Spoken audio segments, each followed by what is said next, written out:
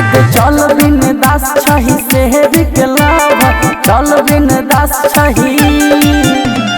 चल बिन दास छही शहर के लाभ छेड़ तो जे तोरा तोड़ देबै गतर गतर लग हम घूमे हथियार छिए गे दरभंगा जिला के रंगदार छिए गे दरभंगा जिला के रंगदार छिए गे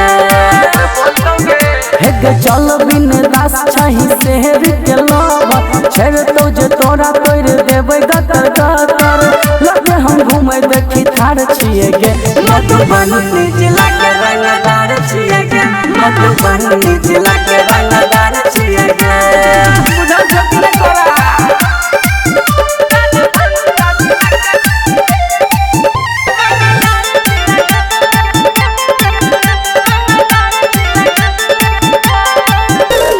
जिला सुपौल अररिया सहरसा फेमस नाम कटिहार में चर्चा सीतामढ़ी भागलपुर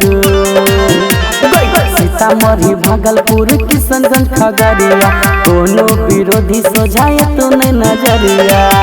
कोई साल में बजे वाला छो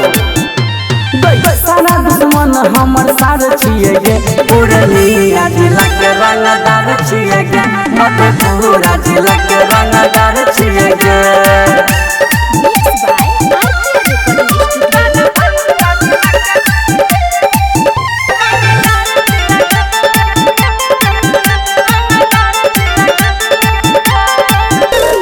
पूरा एरिया में चले छै हमर शासन बोलतो ने कोनो पुलिस प्रशासन दिनेश अजीत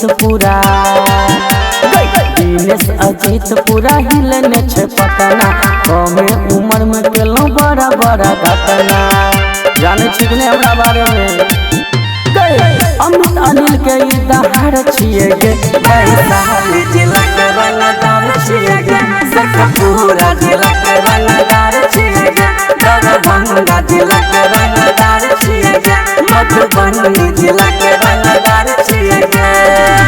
बोलतो गे।